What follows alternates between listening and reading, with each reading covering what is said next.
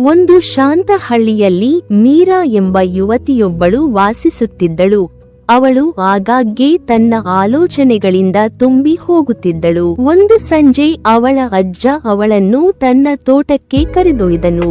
ಅವನು ಅರಳಿದ ಗುಲಾಬಿಗಳನ್ನು ತೋರಿಸುತ್ತಾ, ಈ ಹೂವುಗಳು ನಾನು ಅವುಗಳನ್ನು ನೋಡಿಕೊಂಡಿದ್ದರಿಂದ ಬೆಳೆದವು. ಆದರೆ ಅಲ್ಲಿ ನೋಡಿ, ಆ ಕಳೆಗಳನ್ನು ನೋಡಿದ್ದೀರಾ? ನಾನು ಅವುಗಳನ್ನು ಕೀಳಲು ಮರೆತಿದ್ದೇನೆ ಮತ್ತು ಈಗ ಅವು ಆ ಮೂಲೆಯನ್ನು ಆಕ್ರಮಿಸಿಕೊಂಡಿವೆ. ಅವನು ಮೀರಾ ಕಡೆಗೆ ತಿರುಗಿ ಮೃದುವಾಗಿ ಮುಗುಳ್ನಕ್ಕನು.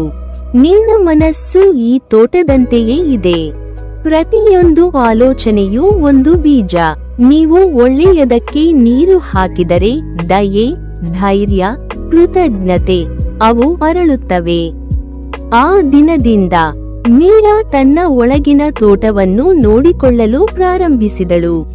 ಪ್ರತಿ ಬೆಳಿಗ್ಗೆ ಅವಳು ಭರವಸೆ ಮತ್ತು ಪ್ರೀತಿಯ ಆಲೋಚನೆಗಳನ್ನು ಆರಿಸಿಕೊಂಡಳು ಮತ್ತು ಪ್ರತಿ ರಾತ್ರಿ ಅವಳು ಚಿಂತೆಯ ಕಳೆಗಳನ್ನು ನಿಧಾನವಾಗಿ ಕಿತ್ತು ಹಾಕಿದಳು. ಕಾಲಾನಂತರದಲ್ಲಿ ಅವಳ ಮನಸ್ಸು ಅವಳ ಅಜ್ಜನ ತೋಟದಂತೆ ಶಾಂತಿಯ ಸ್ಥಳವಾಯಿತು.